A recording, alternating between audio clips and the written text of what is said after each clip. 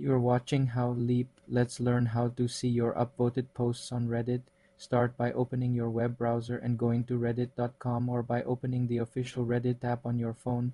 Log into your account using your username and password. Once logged in, look at the top right corner of the website and click on your profile icon or username. This will open a drop-down menu. From this menu, select the option that says Profile to go to your personal user page. On your profile page, you will see several tabs such as Posts, Comments, and About.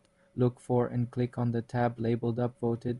This tab will now display a complete chronological list of every public post you have ever upvoted on Reddit.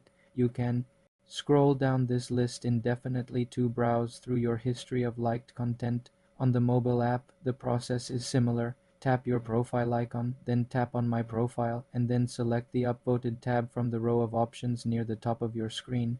If you do not see an Upvoted tab, you may need to adjust your privacy settings to allow your upvotes to be visible. To do this, go to User Settings, then Privacy and Security, and ensure the option that says Make My Votes Public is enabled. For more simple computer tutorials, subscribe to the channel.